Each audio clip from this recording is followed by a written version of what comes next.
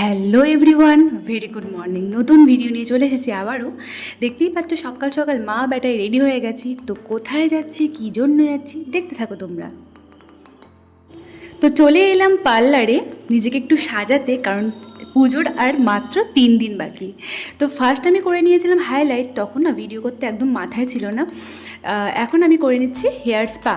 অনেক দিন অনেক দিন না, অনেক মাস হয়ে গেল আমি হেয়ার স্পা করিনি। চুলটাও মোটামুটি একটু ড্যামেজ হয়ে গেছিলো।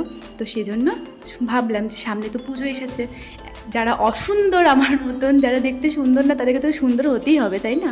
তাই চলে এসেছি হানি সঙ্গীতাদির পার্লারে। তো দেখো আমি স্পা করছি, আর এই ম্যাসাজটা উফ এত সুন্দর আমার লাগছিলো, কি মনে হচ্ছিলো এটা চলেই যাক যেন বন্ধ না হয়। আমার তো একদম ঘুম চলে আসছিলো। তো যাই হোক, আমার এই বোনটাকে খুব ভালো লেগেছে। এই বোনটা আমার খুব ভালোভাবে ম্যাসাজ করে দিয়েছে। তো দেখো, তো সুন্দর করে আমাকে ম্যাসাজ করে দিচ্ছিল। আমার বেশ খুব খুব আরাম লাগছিল। বেশ এরকম কেউ ম্যাসাজ করে দিলে উফ, মাথাটা একদম শান্তি শান্তি। তো যাই হোক, নেক্সট একটা গ্লোবের মধ্যে আমার মাথাটা ঢুকিয়ে দিয়েছিল। ওটা আমার একদম বোরিং লাগছিল, মানে অড লাগছিল। তো যাই হোক, চলে এসেছি আমি আমার ফাইনাল লুক নিয়ে। আমি তো নিজের চুল দেখে নিজেই অবাক হয়ে গেছিলাম যে এত সুন্দর আমার হেয়ার। হানিদি সিরিয়াসলি ফাটাফাটি কাজ করেছে।